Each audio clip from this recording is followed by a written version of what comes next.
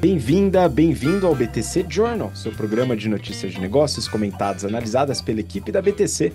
Meu nome é Gustavo Habib, eu sou instrutor de comunicação e negociação, e no episódio de hoje, dia 11 de abril de 2025, falaremos sobre Brasil e China. A gente vai falar sobre a Jovi ou Vivo, uma empresa chinesa de telecom chegando no Brasil para animar o mercado de smartphones. E também vamos falar sobre a Meituan, empresa que chega aqui para competir com o iFood. Também vamos comentar sobre guerra comercial e suas consequências, o iPhone mais caro com a guerra comercial e também a Nintendo adiando encomendas do Nintendo Switch 2. Por fim, na discussão do BTC Journal, falaremos sobre networking em eventos corporativos. E para me ajudar aqui nessas discussões todas, estou com o nosso instrutor de finanças e modelagem, Guilherme Goraeb. Gui, bem-vindo de volta. Olá, ouvinte, olá, espectadores, fala Habib, tudo bem? Um prazer estar aqui mais uma vez com vocês e muitas notícias sobre impostos e tarifas nessa semana, hein, Habib? Tema agradável para a gente conversar. Pois é, tá muito agitada a coisa hoje, né? Hoje não, né? Essa semana deve continuar agitada. E para isso a gente precisa de mais alguém aqui para nos ajudar. Então, nosso instrutor de estratégia e negociação, Yuri Salomone, está aqui com a gente também. Yuri, bem-vindo. Olá, olá ouvintes, olá Habib, Goraieb, é um prazer estar aqui com vocês. Bom dia, boa tarde, boa noite, seja lá o momento que vocês estão assistindo ou nos escutando nos principais streamings aí do Brasil e do mundo. Habib, eu estou um pouco preocupado com essas tarifas. Eu vejo que os líderes mundiais que estão negociando, eles estão ancorando as suas negociações muito longe de uma zopa possível aí. Então, para os nossos alunos que aprenderam e treinaram todos os conceitos aí, BAT, na Zopa, Reservation Price e criação de valor, acompanhem o movimento geopolítico mundial como não fazer uma negociação. Eu tenho uma certeza, não vai dar certo se continuarem cada um puxando a corda para um lado. No máximo que vai acontecer, Habib, é ela estourar. Alguém vai ter que ceder. E eu espero que seja breve para que o mercado se acalme um pouco e a gente vai comentar todas as notícias aí que tem relacionamento com isso hoje. Pois é, eu vou te falar que por um lado estou preocupado, por outro estou animado, porque enfim, pela a paixão que eu tenho pelo tema, negociação e gestão de conflitos, é um prato cheio para estudar. Então, você que quer se aprofundar no tema, né, já sabe, o ponto de partida é o General Business Program, curso desenhado para você que está entrando no mercado de trabalho, se formando ou recém-formado ou formada na faculdade, que quer alavancar sua carreira nas principais áreas do mercado de trabalho. O GBP, ele foi desenhado especialmente para você, trazendo temas que vão desde negociação estratégica, comunicação, persuasão, até estratégia, valuation, finanças corporativas, business modeling, problem solving. Então você vai ver de tudo em um curso de um semestre com muita gente para você fortalecer seu networking, que é o tema da última aula. E olha só, a gente está entrando na promoção de Páscoa. Pessoal, não é só a guerra comercial, mas as commodities também estão caras, inclusive o cacau está fazendo com que alguns ovos de Páscoa cheguem a um preço exorbitante de R$ 400.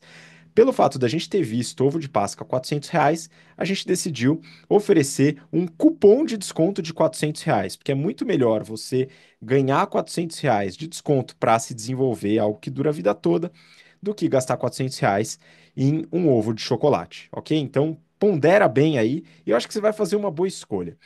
Outro curso que a gente está com inscrições abertas e que vai começar agora em maio é o nosso curso de Pricing, o Pricing Strategy Program. É um curso de 18 horas, onde o Renato Aracaki, que é o fundador da BTC, e que tem outro programa aqui no podcast, que é o BTC News, recomendo que você acompanhe.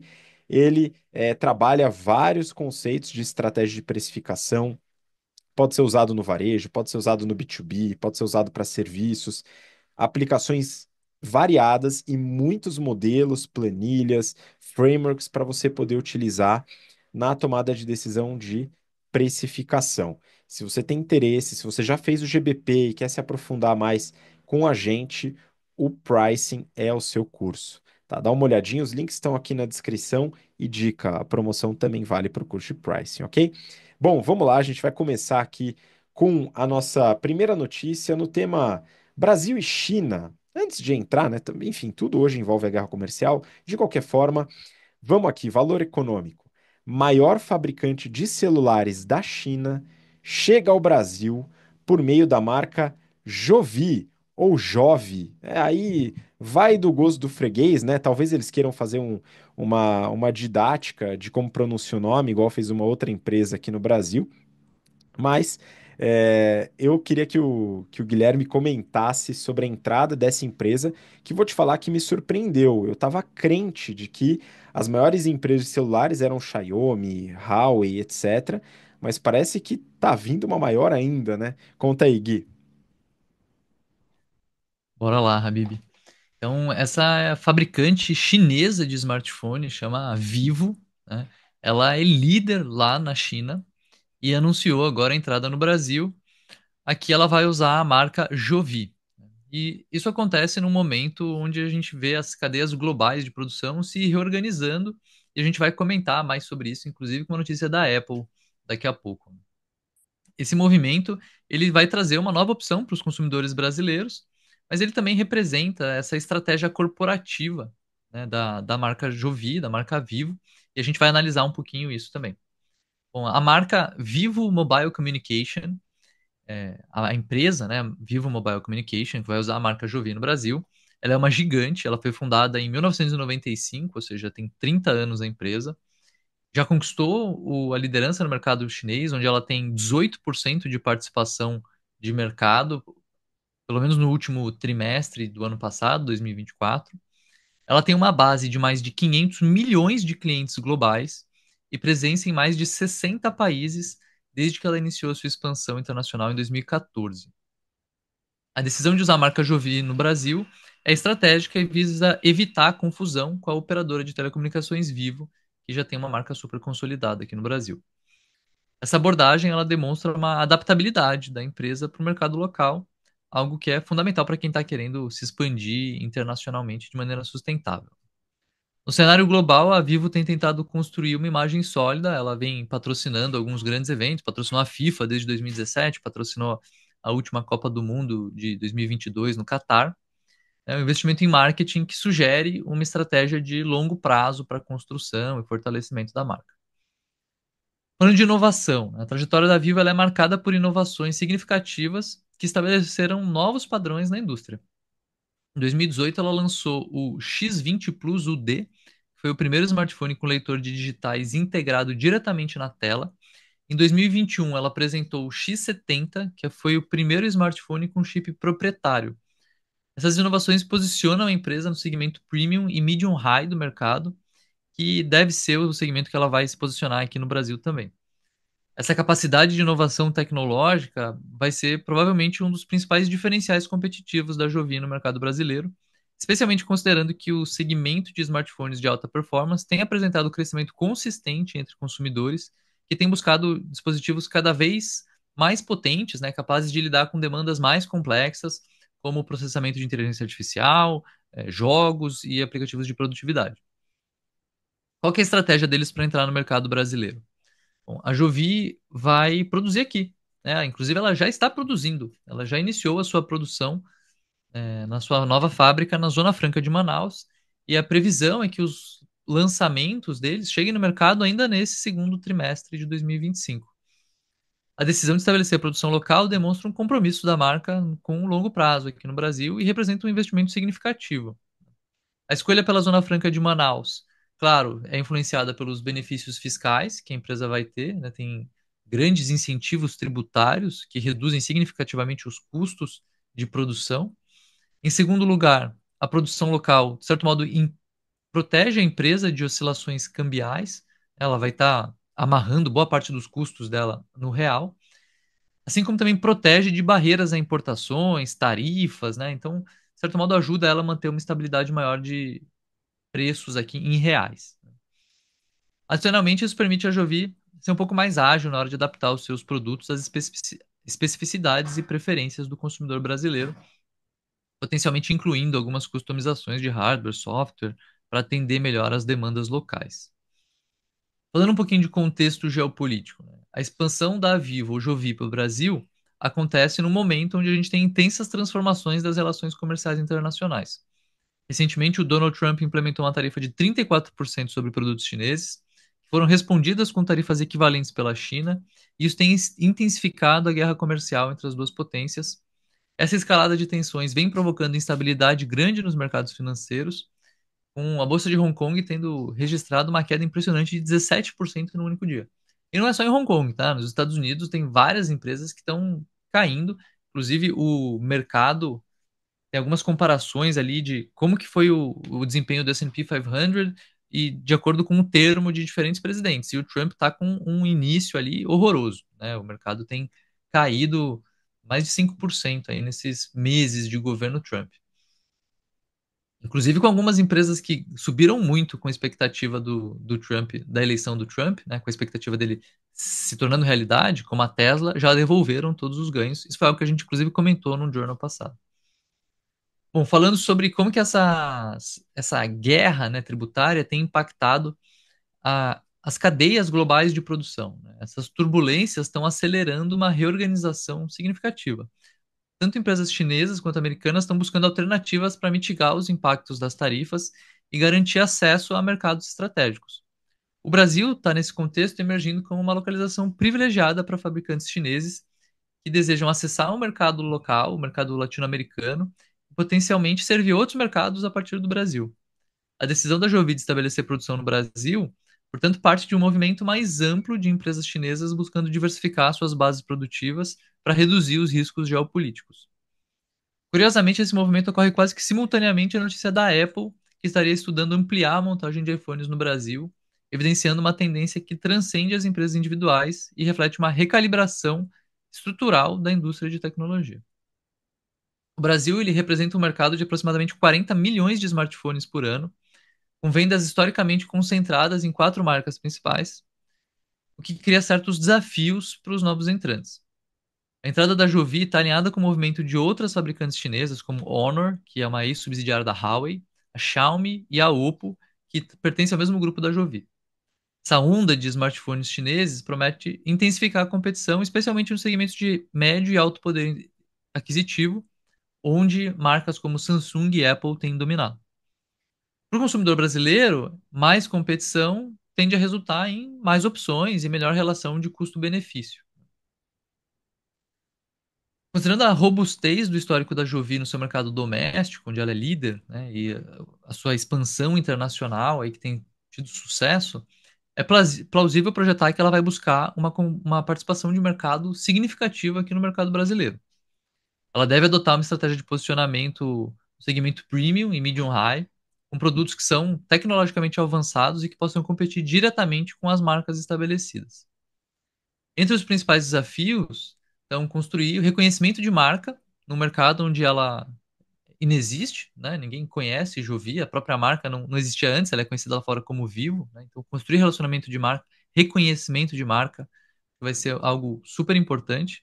Desenvolver e manter uma rede robusta de distribuição, serviço pós-venda é importante também no mercado de smartphone premiums.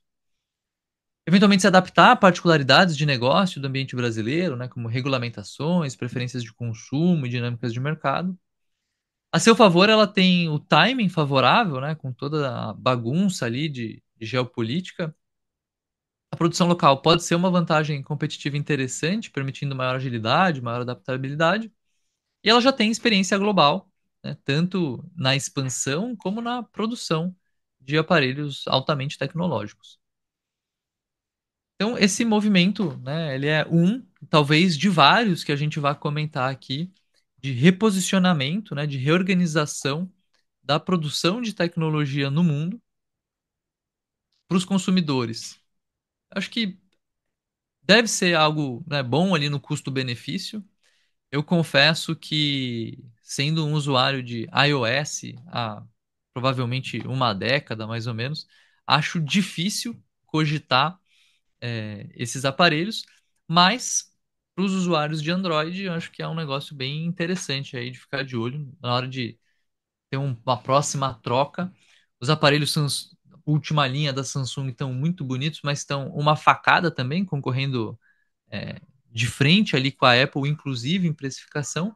Quem sabe aqui a gente não tem uma opção que vá atender bem aí os usuários de Android, com um custo-benefício legal e com uma tecnologia de ponta. Vamos ver, Habib, precisa lançar os produtos, né? Parece que esse trimestre a gente já vai ter lançamentos aí da Jovi. Eu espero muito, porque como usuário de Android, o que eu mais quero é um monte de empresa vindo para cá para aumentar a concorrência e reduzir o meu preço. Hein? Então, vocês que são usuários de iPhone, boa sorte, porque a gente já vai falar disso em breve, né? Sobre a notícia do possível preço do iPhone, mas aí para os Estados Unidos, né? Vamos ver o que acontece aqui no Brasil. Bom, além da Vivo ou Jovi entrando aqui no Brasil, tem uma outra empresa vindo para o Brasil em outro mercado. Eu peguei uma notícia do Neofeed. Gigante chinesa de delivery Meituan prepara operação no Brasil para enfrentar iFood. Yuri, queria que você comentasse sobre essa notícia, se realmente pode ser um problema para o iFood, que hoje nada de braçada no mercado de delivery. Boa. É, vai ser um problemaço, Habib. Agora vamos entender quão rápido e quão complexo isso vai se dar, né? Mas vamos lá. O iFood, ele no fim de fevereiro, ali dia 24 de fevereiro, anunciou que a Prozos, a sua controladora, iria comprar a Just Eat Takeaway, e a empresa, né, que tem sede lá na Holanda, em Amsterdã, e esse deal se deu por 4,1 bilhões de euros. Bom, se tornaram aí a quarta maior empresa de delivery do mundo. Quem é a primeira? A Meituan. A segunda, a DoorDash. A terceira, a Uber Eats, americana, DoorDash e Uber Eats. A Meituan, chinesa. E a quarta se tornaria aí a Just Eat Takeaway com o iFood. Beleza. Pensando nessas quatro, a Ment1 está se preparando para entrar no Brasil. O plano é fazer isso até o final de 2025, mais tardar é início de 26. E dizem eles que os dois maiores diferenciais estratégicos são logística e estrutura tributária. Ment1, se você conseguir resolver isso, você vai virar referência no mercado brasileiro, porque a maioria das empresas tem problemas tributários. Algumas empresas não entram no Brasil, dada a complexidade. E nós, por sermos um país continental que fomentamos o transporte rodoviário como principal, temos desafios logísticos aí que empresas como Mercado Livre, entre outras, ajustaram ou pelo menos deram uma corrigidinha. Legal. A curiosidade, ouvintes, é que a Prozos também é dona de 4% da Meituan. Então, ela é dona, é controladora do iFood e é dona de 4% da Meituan. Ou seja, tem o pé aí, os pés nas duas canoas.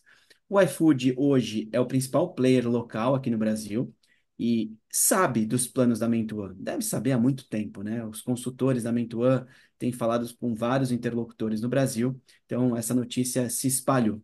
Um pouco de dados da Ment1, que vai entrar no Brasil para competir fortemente com o iFood, primeiro, receita em 2024, estimada em 46 bilhões de dólares, quase 30 bilhões de entregas, um market cap aí de aproximadamente 130 bilhões de dólares. Basicamente, o GMV da Ment1 é 12 vezes maior que do iFood. Em 2018, a Ment1 abriu capital na Bolsa de Hong Kong, levantou 4,2 bilhões de dólares na oportunidade e atualmente tem mais de 200 milhões de usuários ativos. Isso tem tipo a população do Brasil de usuário ativo. É gente pra caramba. Bom, falando um pouco sobre o fundador, o Wang Xin, Habib, ouvintes, chineses aqui estão dando aula de como copiar as coisas. Olha o que o Wang Xin fez. Ele lançou o Fanfou, que é uma versão chinesa do Twitter, fracassou. Lançou Xiaonei, que é uma versão chinesa do Facebook, fracassou. E lançou um modelo de compras coletivas em 2010, análogo ao Groupon, que inclusive foi o precursor do Meituan, ou seja, deu certo na terceira tentativa. Em 2005, 2015, essa empresa se fundiu com a Jianping, e expandiu para entrega de alimentos, para reservas de hotéis, dentre outros setores do mercado. Então, na terceira deu certo. E sobre o perfil desse investidor, desse fundador aqui, é um perfil mais reservado e dizem interlocutores que têm contato com ele que ele é o workaholic. Bom, essa é a notícia, essa é a novidade. Vamos acompanhar para ver quando entram e como entram e se de fato superam os dois principais desafios que dizem que serão os seus diferenciais, que é a logística e a carga tributária, a tributação. Mas, Habib, o iFood já deu aula de como desbancar concorrente. Já tirou o Rappi daqui, já tirou a Glovo daqui do Brasil, já tirou o Uber Eats. E aí, quem vai vencer essa guerra aqui no Brasil? Um mercado que o iFood tem um share expressivo, mais de 80%, pensando no mercado só de delivery via aplicativo, via e-commerce. Mas quando você coloca o telefone, que é um grande concorrente do iFood ainda, as pessoas ligam para fazer pedido nos restaurantes, por exemplo, ela tem um market share aí, o iFood, de 25, 30%. Entrar e desbancar o maior não é trivial, talvez tenham que descarregar um caminhão de dinheiro. Rappi, Uber Eats e Glovo fizeram isso e perderam muito dinheiro.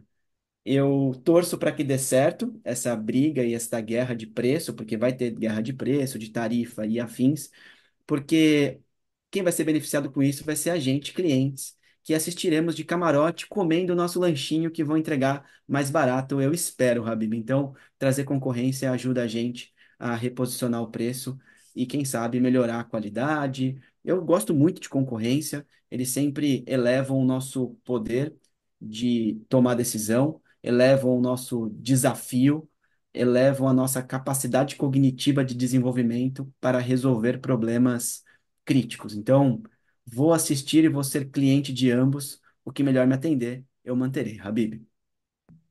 Ou manter os dois também, né? Eu também amo a concorrência quando eu sou cliente. Agora você sabe que existe uma regra de ouro, né, Yuri? Se uma empresa chinesa entrar no seu mercado, essa é a hora de você sair do seu mercado, né? Enfim, mas tem algumas empresas que conseguem brigar. Uma delas a gente já falou aqui, que é o Mercado Livre. Não é uma empresa brasileira, mas é uma empresa brasileira, vai, pessoal. A maior parte da receita, a operação está no Brasil, apesar de ser uma empresa argentina. E outra é o iFood. É o iFood. Eu acredito que o iFood consegue, com muita dificuldade, brigar com o Meituan, apesar da Meituan vir com números astronomicamente gigantescos, né, de receita, de atendimento, de pedidos. Então, é um desafio muito maior do que foi brigar com Glovo, Uber Eats e Rappi. Fala, Yuri. E até para complementar, né, Habib? Neste momento, ou você sai do setor ou você pivota a sua operação. E aí, o iFood tem algumas ações que eles estão pivotando a operação. Por exemplo, ele já tem mais de 1 bilhão de crédito, de reais, no mercado de empréstimos. Então, ele já conhece a receita dos restaurantes, ele empresta esse dinheiro para o restaurante. Então, pode virar um banco no futuro ou ser uma empresa de crédito, é uma opção. Dentre outras iniciativas que o iFood tem, que a gente pode comentar num outro momento, para melhorar e diversificar o seu portfólio, não só a entrega de produtos propriamente dita, né? Ah, sim, com certeza. Inclusive, tem dedinho da BTC nessa diversificação de portfólio do iFood, né? Durante esse processo, diversificação principalmente no caso do iFood Benefícios, né? A gente trabalhou muito junto com eles, com o time de estratégia lá do Barreto, inclusive um abraço para o Barreto, né? Não sei se está acompanhando este episódio, né? Mas fica um abraço aí. A gente precisa, inclusive, né, bater um papo sobre este tema especificamente, né? Da entrada da Meituan. Mas eu acredito que o iFood tem experiência, né? Talvez não tenha o tamanho, né, da Meituan, mas tem bastante experiência em logística, em operações e principalmente em experiência de usuário para poder brigar aqui com a Meituan. Então, acho que vai ser uma briga boa. Vai ser uma briga boa na qual os usuários serão os maiores beneficiários e talvez até os entregadores nesse caso. Afinal, assim como acontece no mercado de, de mobilidade, né, no caso de Uber 99 e tal, na necessidade de mão de obra, né, isso pode fortalecer também as remunerações nesse sentido. Bom, vamos dar sequência. A gente agora vai falar sobre guerra comercial e suas consequências. Eu peguei aqui do Brasil Journal uma notícia que vai complementar o que o Gui já falou na primeira notícia, então ele mesmo vai complementar aqui. Virou o Brasil, entre aspas.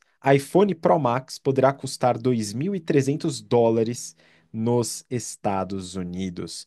Gui, a gente sempre ouviu falar, né, de que você vai para os Estados Unidos e você compra lá um produto, acaba pagando muito mais barato do que se comprasse aqui. Às vezes vale até a pena o preço da passagem, porque se você fizer várias compras, vai, enfim. Pode ser que este cenário mude. De qualquer maneira, parece que está vindo aumento para os iPhones. Comente o que está na notícia aí, diz o que você acha também, Gui. Uma das coisas que acho que acabou alterando um pouquinho esse cenário em si foi a cotação, né? O dólar antes era 2, depois era 3, 4, 5, no final do ano passado estava 6. Então já não era qualquer coisa que estava valendo a pena comprar nos Estados Unidos, né? Mas agora com as tarifas, a gente pode ter as coisas ficando efetivamente caras por lá, né? Então essa recente escalada tarifária vem da briga ali entre Estados Unidos e China, né? O Trump, de maneira bem errática aí, negociando, entre aspas, com o resto do mundo aí, e aplicando tarifas. Ele já anunciou tarifa, e anunciou mais tarifa em cima, já anunciou mais de 100% em tarifa em cima de produtos chineses, o que cria um cenário onde modelos como o iPhone 15 Pro Max poderiam atingir US$ 2.300 nos Estados Unidos, o que leva a Apple a reavaliar a sua cadeia de suprimentos. Falando um pouquinho sobre o contexto. O Trump impôs 34% de tarifa sobre os produtos chineses, a China retaliou, e aí o que, que isso significa para a Apple, né? Essa medida ela aumenta um potencial, ela representa um aumento potencial de 43% no preço dos modelos premium, caso ela decida repassar integralmente os custos para os consumidores. A Morgan Stanley estima perdas anuais de até 34 bilhões de dólares se a empresa absorver parte desses encargos, um cenário que pressiona as margens de lucro historicamente altas da marca. Esse contexto força a Apple a recalibrar sua estratégia de produção global. O preço simbólico de US$ 1.000 ou 999 para modelos básicos, mantido por uma década, agora corre o risco de ser ultrapassado, o que poderia alterar profundamente a percepção de valor da marca entre os consumidores. A crise expõe a vulnerabilidade da dependência excessiva da China, onde 90% dos iPhones são fabricados, destacando a urgência da diversificação geográfica. A reação imediata do mercado tem bagunçado as bolsas, né? A gente falou ali da bolsa de Hong Kong, que caiu 17% em um dia, que é um número absurdo. Isso reflete as preocupações com a desaceleração econômica chinesa também. Para a Apple, o desafio transcende o ajuste de preço, né? Trata-se de uma reengenharia completa do modelo de produção que deve influenciar padrões aí de indústria. Então, o que a Apple tem que fazer? Ela precisa diversificar geograficamente a sua produção. Ela já acelerou investimentos na Índia e no Vietnã, onde as tarifas de exportação para os Estados Unidos variam entre 12% e 19%, significativamente abaixo dos 104% aplicados à China. A Índia destaca-se pela mão de obra qualificada e os incentivos governamentais, enquanto o Vietnã oferece uma infraestrutura logística muito boa. No Brasil, a Apple também explora oportunidades estratégicas. A tarifa de exportação de 10% para os Estados Unidos, combinada com acesso privilegiado ao mercado latino-americano, posiciona o país como peça-chave na geografia produtiva. Apesar da capacidade atual limitada, que corresponde a míseros 1% do volume asiático, com investimentos em expansão das fábricas, o Brasil poderia se transformar num hub regional. A empresa, a Apple, né, tem pressionado os fornecedores por compartilhamento de custos, enquanto busca componentes não chineses para 40% do seu portfólio até 2026. Em paralelo, ela tem investido em redesenho logístico, priorizando rotas marítimas alternativas para reduzir os prazos de entrega em até 18%. A produção na China, ela tem vantagens logísticas e uma escala industrial consolidada, mas tem enfrentado riscos geopolíticos crescentes, né? Já na Índia, os custos laborais são 40% inferiores aos chineses, mas eles entram em contraste com as deficiências da infraestrutura portuária. O Brasil é uma opção intermediária aqui, né, com custos operacionais 22% superiores aos indianos e com acesso direto ao mercado norte-americano através de acordos comerciais preferenciais. Essa reconfiguração vai exigir investimentos maciços. A transição completa para uma cadeia de suprimentos multicêntrica demandaria entre 8 e 12 bilhões de dólares em 5 anos, um valor que a Apple parece disposta a comprometer, dado o custo potencial superior de manter a produção concentrada na China. Quais as implicações para o mercado brasileiro? A possível expansão da Apple no Brasil cria oportunidades e desafios. Para o país, tem a chance de atrair investimentos tecnológicos de alto valor agregado, potencialmente gerando 15 mil empregos diretos até 2030. Contudo, a gente vai precisar aprimorar nossa infraestrutura industrial e políticas de incentivo. Para os consumidores, a produção local poderia reduzir os preços em até 25%, considerando a eliminação de impostos de importação. Aí o iPhone aqui vai ficar mais em conta que nos Estados Unidos, né? Mas, se a produção local, né, for priorizada para ser vendida nos Estados Unidos, aí cancela isso, né? Vai ter o paradoxo do iPhone que é fabricado aqui, mas que é mais acessível lá fora. Conclusão, né? Com essa crise tarifária, isso tem forçado a Apple a se reinventar, a reinventar a sua estratégia de produção. A Índia tem uma solução imediata para a diversificação produtiva. O Brasil pode ser uma aposta geopolítica de longo prazo, que balanceia risco e acesso a mercados complementares. O sucesso aqui vai depender da capacidade de escalar novas bases produtivas sem comprometer os altos padrões de qualidade pelo qual a Apple é reconhecida. É um desafio que vai exigir investimento em automação e treinamento de mão de obra local. Para o ecossistema tecnológico global, essa transição pode marcar o início de uma era de produção distribuída, reduzindo a concentração geográfica que caracterizou a indústria nas últimas décadas. Essa próxima fase vai testar a resiliência operacional da Apple e servir como um termômetro para realinhamentos mais amplos. Um desfecho que deve influenciar não só o futuro da empresa, mas de todo o panorama de manufatura de tecnologia global aí na próxima década. Sabe, eu fiquei pensando aqui, né? A gente teve lá a pandemia, fechou a China, todo mundo ficou preocupado com a concentração da produção, né? A dependência de um país só, mas isso não foi suficiente, né? Não foi incentivo suficiente para, de fato, investir numa produção descentralizada. Nada como um doido metendo 100% de tarifa para a gente realmente ficar convencido de que precisa distribuir a produção, né? Olha, Gui, para quem estuda e trabalha com negociações estratégicas, é muito estranho, né? Não é possível que as pessoas sejam tão mal assessoradas de não entender que essa diversificação ela é necessária do ponto de vista estratégico das empresas. Nem sempre é fácil de executar, no papel é sempre mais simples do que no dia a dia, no concreto. Mas a estratégia deveria ser guiada para isso. A Apple, ela começou a sua produção de um pequeno volume na Índia e ela sofre bastante, né? Eu acho que seria muito difícil a Apple conseguir pegar e transferir todo o volume que é produzido na China, principalmente na Foxconn, para a Índia, por problemas de produtividade mesmo. Eu acho que isso é algo que tende aí ao médio e longo prazo. E a China talvez teria muita dificuldade em conseguir, de fato, suprir esse volume, mesmo no longo prazo. E aí a maior preocupação, eu diria que não é nem a montagem, porque a montagem do iPhone ela é exigente, é um produto de altíssima qualidade e que tem muitos requisitos, né, do ponto de vista de qualidade de produção, qualidade de peça, mas os componentes, eles são muitos e também são muito exigentes do ponto de vista de desenvolvimento. E esses são, diria, né, aqui, né, eu não conheço a fundo a produção, né, do iPhone, né, e todas as suas complexidades, mas com a minha experiência na indústria, pelo menos, na área de compras de peças, componentes para a indústria automotiva, a cadeia de suprimentos, né, as autopeças, e no caso as peças e componentes para os celulares, tende a ser um desafio ainda maior de localização ou de substituição de importações. Né? Eu falo isso porque eu participei desse processo de substituições de importações no Brasil, trazendo componentes da indústria automotiva para o Brasil, né, componentes que eram antes importados.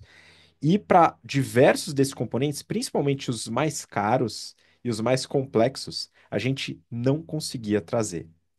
E eu imagino que muitos desses não conseguiu até hoje.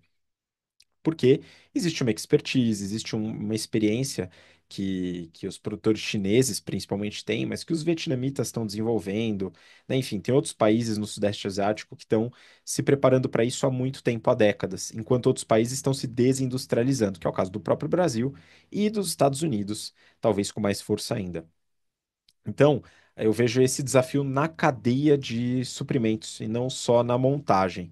E aí eu acho que é um desafio grande, o que vai forçar aumento de preço.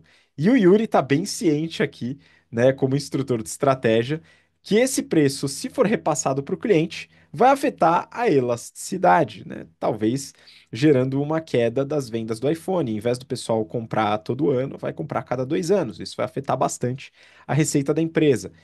E se a empresa absorver esse custo, né, ela vai deixar muita gente bem chateada com a queda da sua eficiência operacional, né, Yuri? Com certeza, Habib. É o desafio da Apple, né, que concentra boa parte da sua receita num único produto, que é o iPhone. Já faz anos isso. E o mercado sempre se atualiza e comenta. Apple centraliza a receita num produto. Se der ruim em algum momento, isso pode ser um fator crítico de sucesso para a empresa. Óbvio que diversificou um pouco, tem lá fones, tem lá o iCloud, né, o serviço em nuvem, mas não representa tanto quanto o iPhone. E eu comecei a ficar um pouco desesperado, Habib, porque eu sou um Apple maníaco, um Apple dependente, e eu tava pensando, se eu não mudar meu celular, como que eu vou fazer para guardar os meus 2 teras de fotos e vida que eu tenho no meu celular? É óbvio que isso está guardado na nuvem e afins, mas eu fiquei preocupado. Eu espero que não fique tão caro. Eu costumo trocar de celular e atualizar ele anualmente ou a cada 2 anos. Mas se aumentar essa quantidade de preço que está prevendo, assim, eu não vou ter condições de comprar esse celular. E aí você vai posicionar o produto eventualmente mais estratégico ainda, vai ser um produto de absoluto luxo. Já é um produto caro, já é um produto posicionado para para elite, mas talvez fique inviável da Apple se manter. Espero que essas tarifas que essa gestão de crise seja resolvido por algum especialista e até convido chamarem o Habib aí para participar dessa negociação, porque ele é o nosso especialista aqui na BTC em gestão de crise, né, Habib? Pô, vamos com calma. Você faz isso muito bem no seu dia a dia também.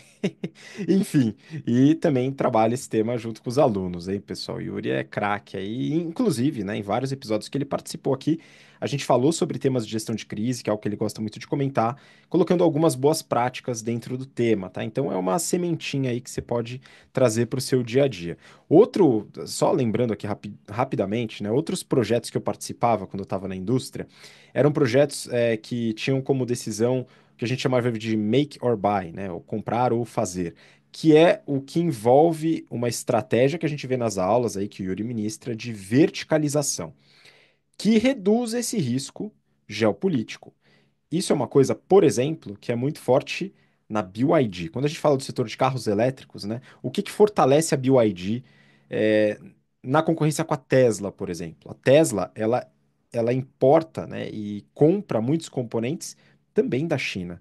A BYD tem boa parte da sua produção verticalizada. Ela produz a própria bateria, ela produz muitos dos componentes dos seus veículos, reduzindo esse risco. É claro que isso tem um custo, tá? Mas se ela consegue expertise nessa verticalização, ela reduz alguns riscos. Isso é uma coisa que a gente tem que analisar também nas estratégias de negociação. Bom, vamos dar sequência, pessoal. Tem uma notícia aqui ainda sobre o tema de guerra comercial, né, e suas tangentes. Valor econômico. Nintendo adia pré-encomendas do Switch 2 após tarifas de Trump. Eu peguei essa notícia porque eu falei da Nintendo aqui no episódio há cerca de um mês, aqui no BTC Journal. E a gente comentou sobre a estratégia de produto. E até retomo o que o Yuri acabou de falar da concentração do iPhone na receita da Apple, onde a Nintendo hoje só tem um videogame, que é o Nintendo Switch. E agora está lançando o Nintendo Switch 2, né, o novo produto aí. E eu falei, né, no mês passado sobre o lançamento, na época não havia sido lançado, era especulativo ainda, e os resultados da empresa financeiros que estavam em queda livre. A minha avaliação foi de que a Nintendo perdeu o timing para lançar o novo videogame. Ela esperou o Switch, o videogame atual, entrar numa curva descendente de saturação para depois pensar no lançamento de uma inovação.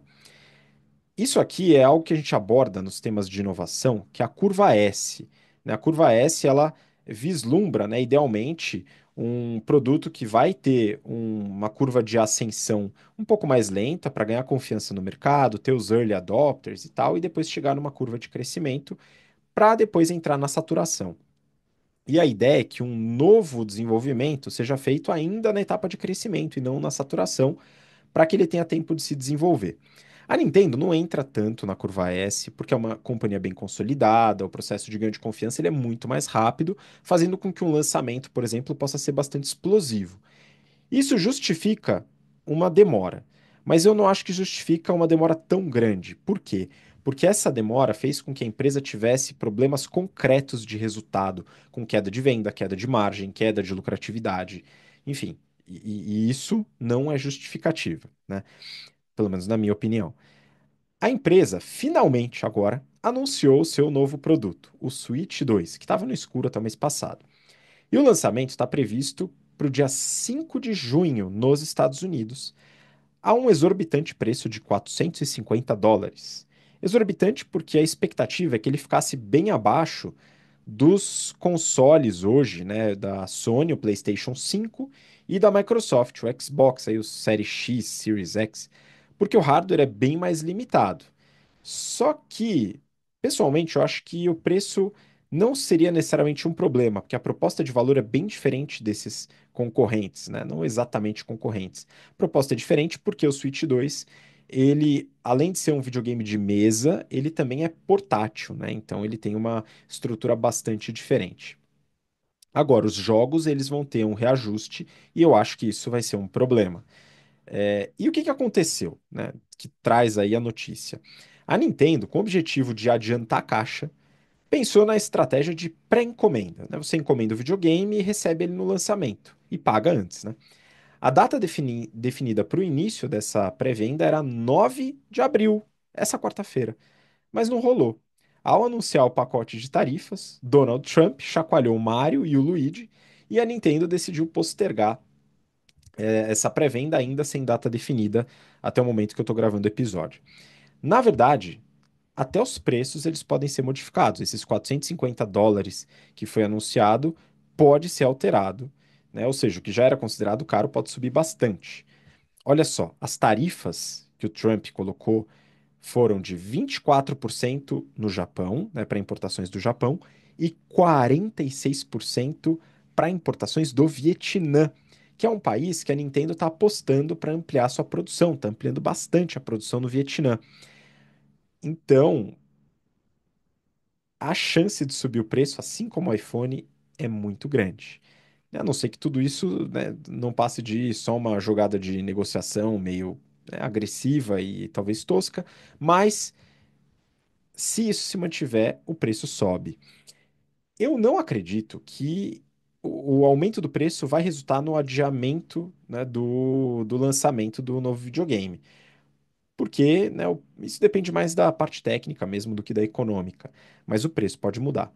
E aí a gente teria mais um tempo da Nintendo tentando se sustentar no idoso Switch 1, o que pelos resultados não é uma boa ideia. Inclusive, eu vi uma declaração do CEO da Nintendo of America, né, da Nintendo aqui no caso nos Estados Unidos, dando a indireta de que se o preço, né, e o produto não for de agrado da maioria do público-alvo, que eles têm o Switch 1 à disposição ainda, tá? Então, esse não é um bom caminho, dados os resultados, que eu vou passar de forma bem breve, porque eu fui bastante detalhista no último episódio.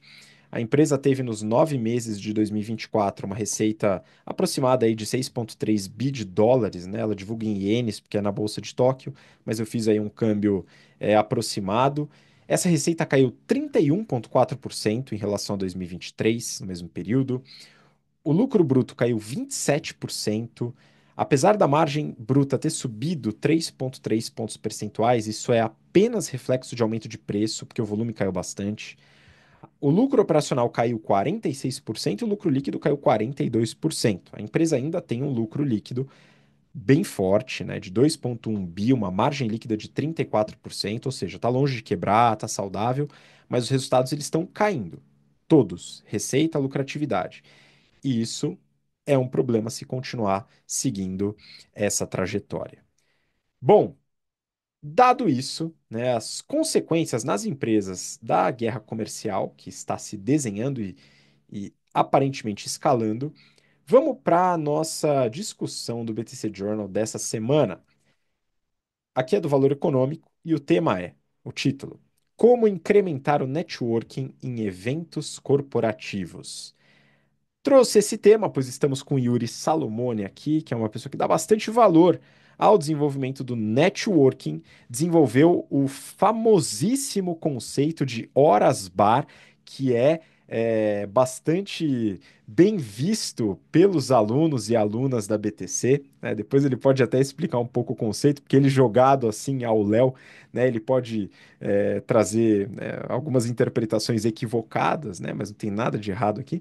Enfim, Yuri, queria que você comentasse um pouco sobre a notícia, a importância do networking e formas com as quais ele pode ser fortalecido, feito de forma eficiente. Beleza, vamos lá então. Bom, o primeiro ponto é que networking basicamente é você se relacionar, né? Então, manter contato com alguns pares, considerados pessoas é, das suas empresas ou de onde você já trabalhou, isso pode aí atestar a sua capacidade de entrega para outras lideranças e indicar novas oportunidades de trabalho. A análise do americano, do Lou Adler, que é CEO de uma firma de recrutamento, The Adler Group, a pessoa colocou o nome dele no grupo. Eu acho isso um altruísmo impressionante, mas ok, respeito. Mas o assunto é bastante importante. Bom, o network ele ajuda o profissional a saber o que está acontecendo no ecossistema no qual ele atua. Então, o setor, tem alguém falando sobre inovação, disrupção, novidade, isso te atualiza. Você deve estar disposto a conhecer pessoas, escutar ideias novas, estabelecer relações. As conversas aí travadas nos encontros não devem ser encaradas como vantagens profissionais de curto prazo. Não entra numa conversa querendo ganhar algo. Pensa em fazer esta conexão para no futuro, quem sabe, ter opção de oportunidade. Então, aquele cold call do LinkedIn, olá, eu sou fulano e gostaria de falar sobre o setor do qual você está inserido. Parabéns que você é gerente da empresa tal. Isso é muito fraco, isso não gera conexão, isso não gera conversão. Eu recebo milhares de mensagens por dia, milhares não, mas dezenas com certeza. Isso é absolutamente descabido, até me irrita. Mas não basta trocar o perfil no LinkedIn, salvar o número do celular de alguém, ou seguir a pessoa na rede social, executivos e afim. No fim do dia, não vai gerar nenhuma sinergia. Isso é até explicado por Laís Macedo, que é presidente da Future is Now, que é um grupo de networking criado, que reúne mais de 200 lideranças de empresas. Então, é preferível focar em 5 perfis estratégicos e conhecê-los de verdade, mas é crucial aí interagir de maneira genuína, conexões sobre pessoas, não sobre CNPJs. Então, faça boas perguntas, seja interessado, não seja invasivo, não pergunte dados sigilosos. Tente conhecer a trajetória das pessoas, dos interlocutores com os quais você confia. Ouça 2 ouvidos e uma boca para ouvir mais e falar menos. Todas as nossas avós aí ensinaram isso para gente. Então, saiba ouvir, não seja aquela pessoa que corta a conversa ou que acha que a sua história é mais interessante. Eu costumo dizer que é a síndrome de Itu, né? Eu sempre sou maior, eu sempre sou melhor, eu sempre tenho uma ideia mais legal, eu sempre conheço alguém que fez melhor. Escute, não precisa julgar. Aprenda também, tenha isso como premissa. Mantenha sempre a chama acesa, depois do bate-papo é essencial para que a conexão se transforme em oportunidade real de futuro. Vale mandar mensagens de aniversário, reconhecimento por uma conquista ou coisas do tipo, isso ajuda, isso é valioso. E as relações tendem a ser generosas. Então, num mundo em que as transformações são rápidas e a inovação acontece por meio de colaboração, construir uma rede sólida é fundamental, não só para buscar oportunidades, mas para ampliar o repertório de conhecimento aprender com outras trajetórias e co-criar soluções. Networking é, acima de tudo, uma construção de confiança mútua ao longo do tempo. Então, quando você pensa num evento, por exemplo, é, ao iniciar uma conversa, pense como isso pode contribuir com o executivo, com a pessoa com a qual você conversa. Estude os temas em debate com antecedência para aprofundar essas potenciais conversas. Mostre domínio sobre o contexto que você está inserido.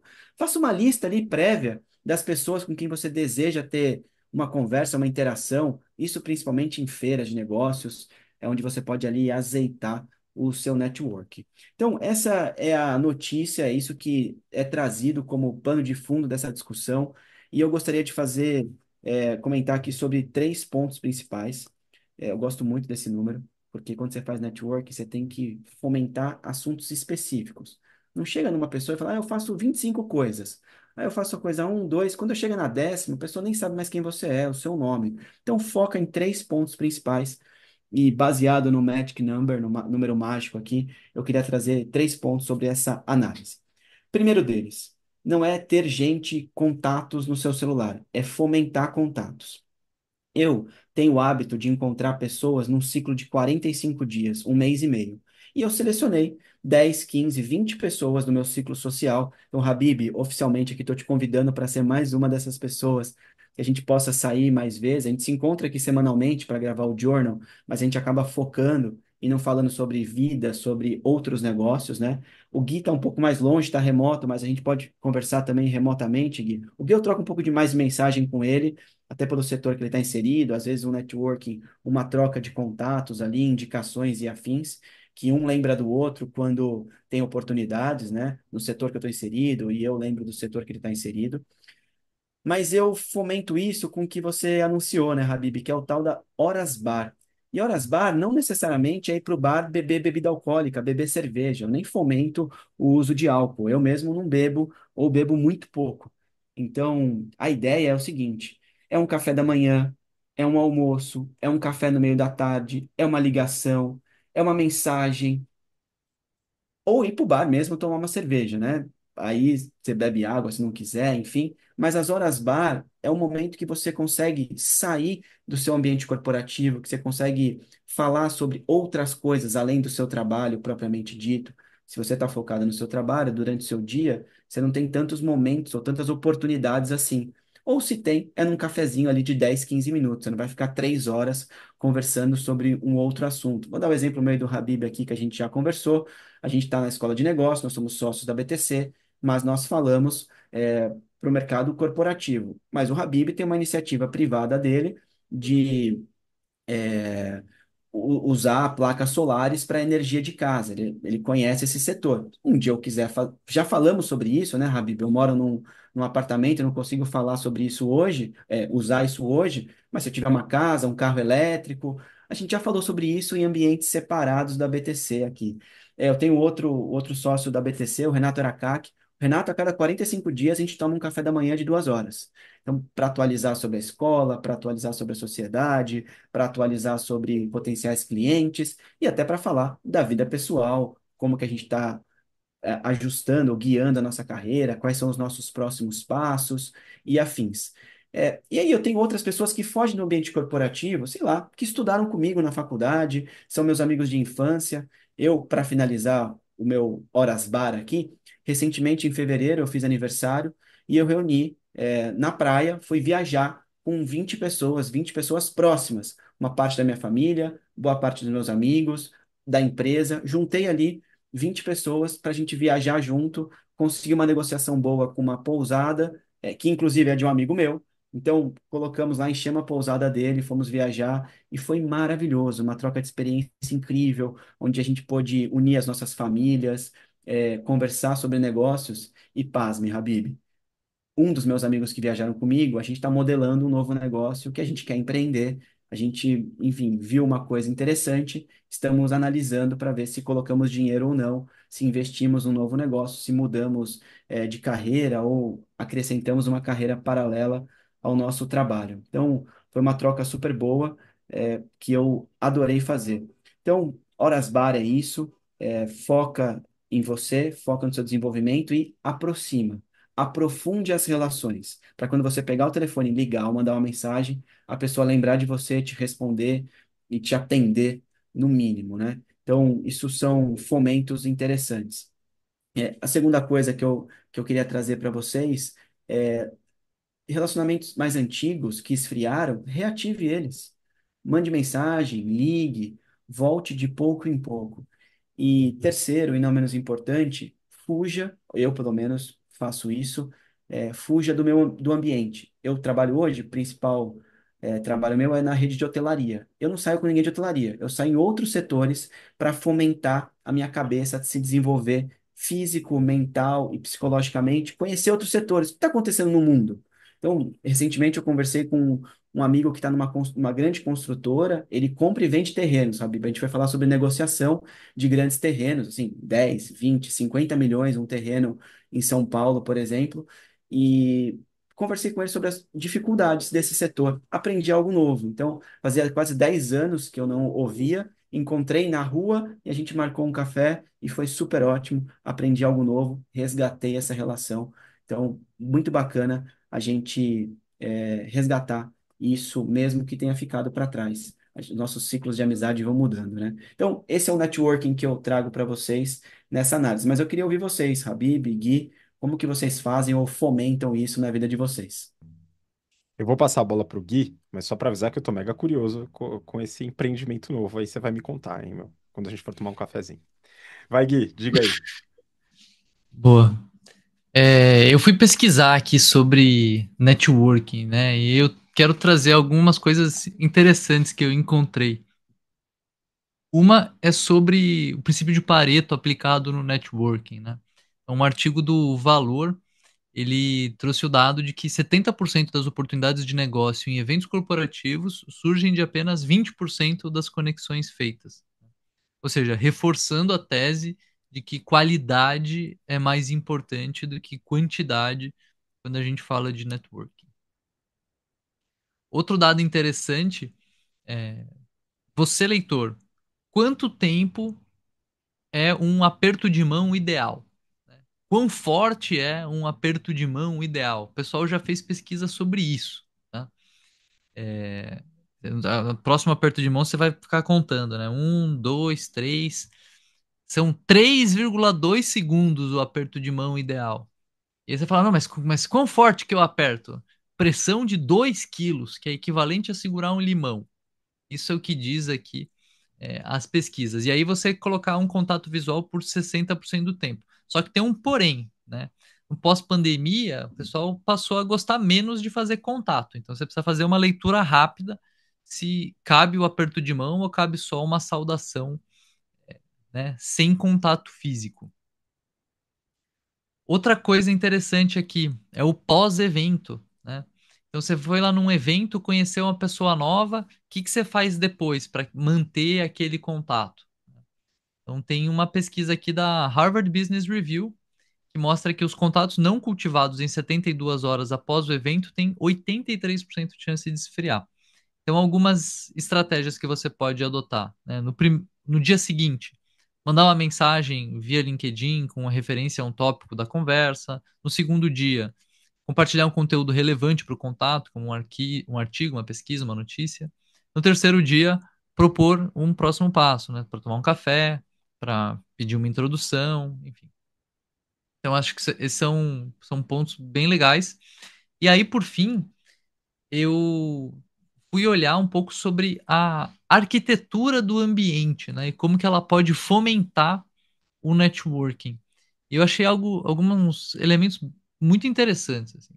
Primeiro é sobre a disposição do mobiliário, você ter ilhas circulares, onde você tem 4 pessoas, isso aumenta a profundidade das conversas. O outro ponto é sobre a iluminação âmbar como um redutor de inibição social, e é esse eu quero explorar um pouco mais. A luz âmbar, para quem nunca comprou lâmpada na vida, né? Quando a gente vai comprar a lâmpada, você tem lá a temperatura, né? Em um aspecto, o branco, ele tem desde aquele branco amarelado, né, bem amarelo, até aquele branco mais frio, ou mais azulado, né, que é o típico de hospital, de consultório odontológico, né? E aí a gente mede isso aqui no Kelvin, né? A luz âmbar é 2.700 Kelvin, e aí conforme você vai aumentando para 4.000, 5, 6 mil Kelvin, você vai ficando com a luz bem azulada.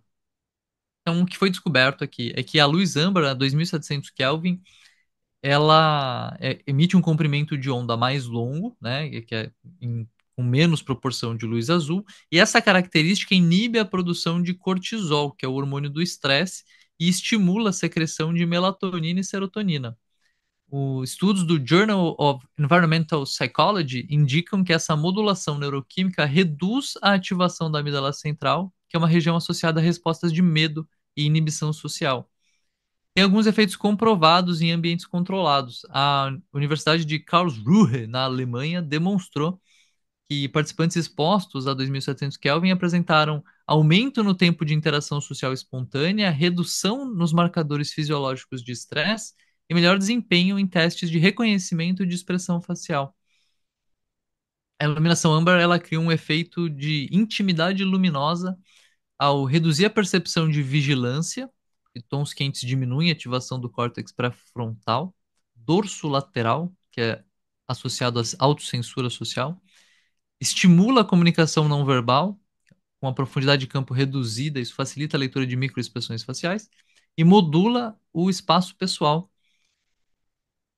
As aplicações práticas que já foram validadas. O Hospital das Clínicas, em São Paulo, colocou iluminação âmbar na unidade de psiquiatria e registrou 40% de redução de isolamento social.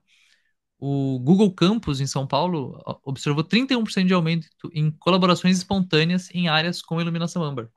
E um estudo da Federal da Bahia mostrou que salas de aula com iluminação âmbar têm maior participação de alunos introvertidos.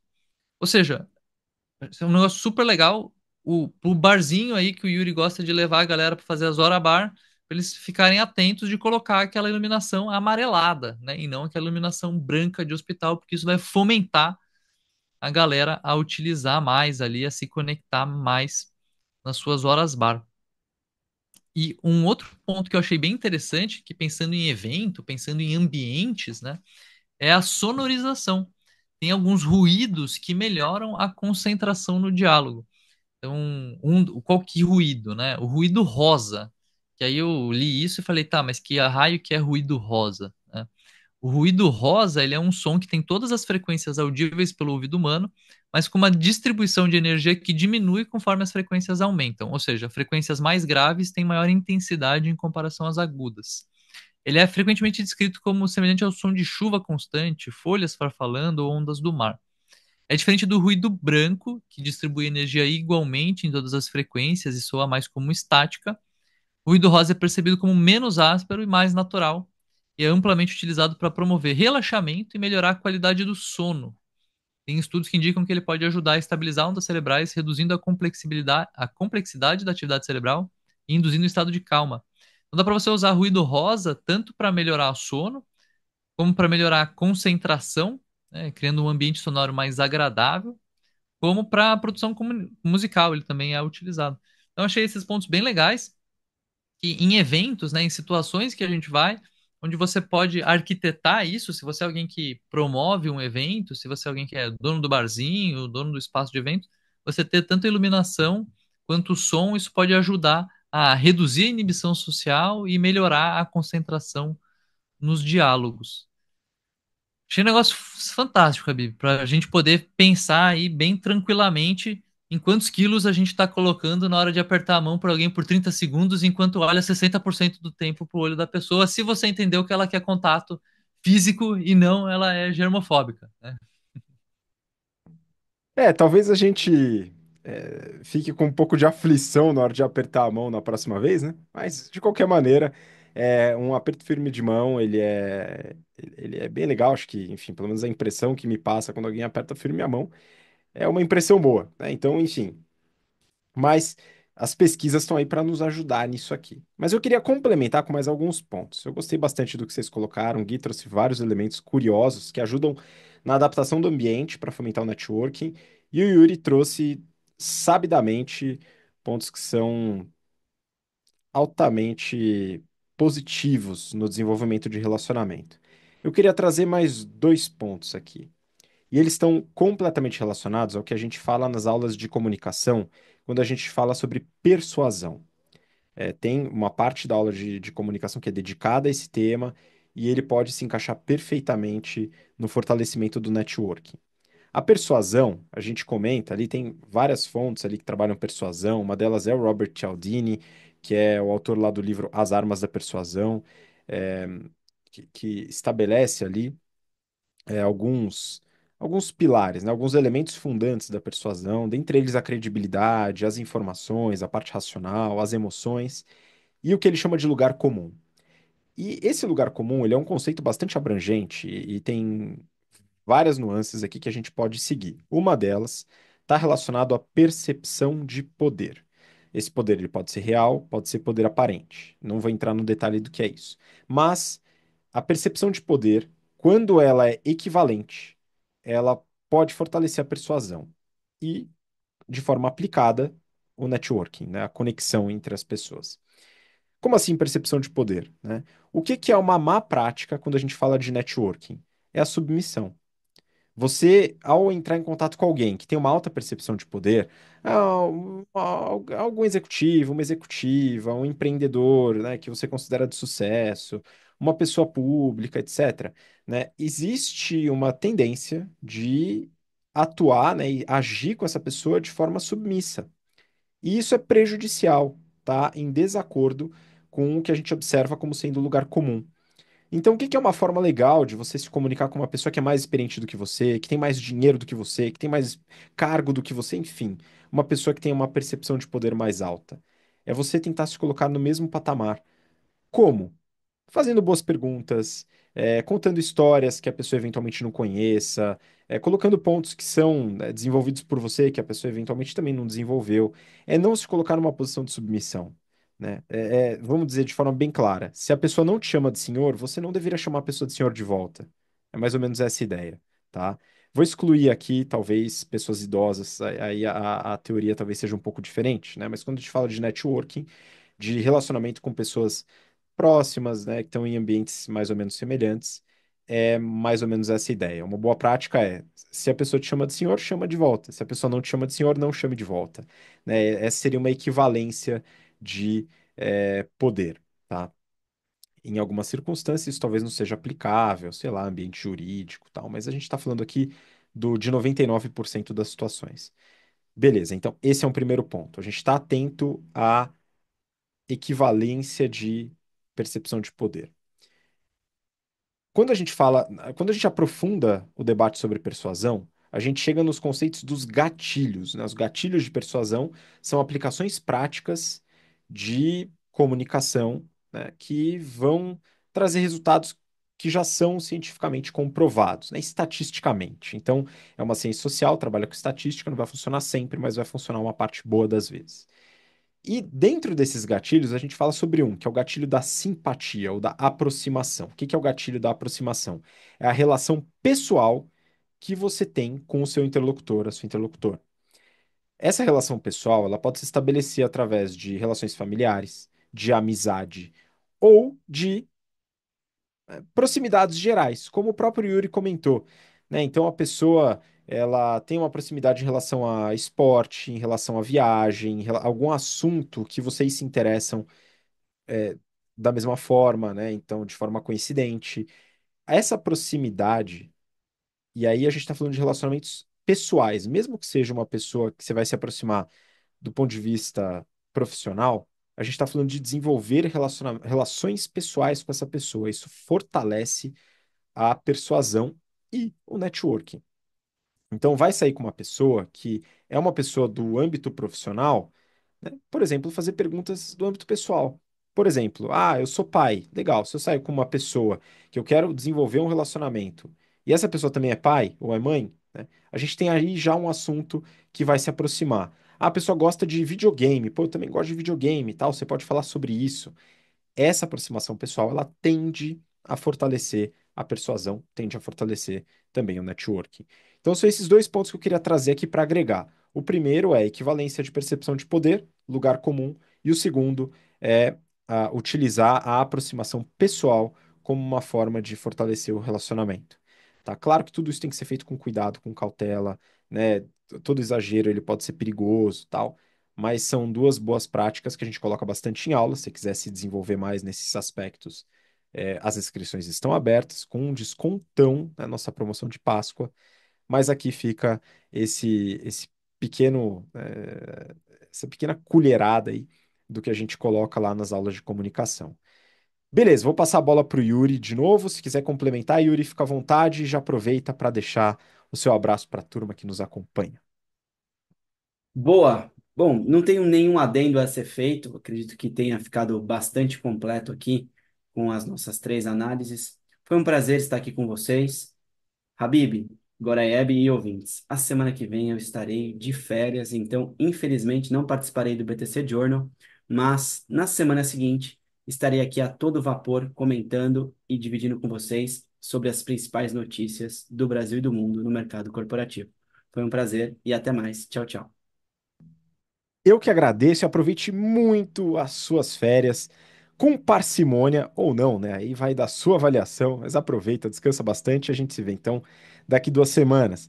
Gui, pode mandar aí seu abraço para a turma.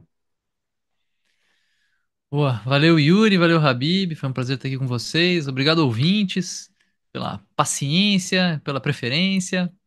E, enfim, um abraço para vocês, nos vemos na próxima. Muito obrigado, Gui, e obrigado você que nos acompanha até agora pelo interesse.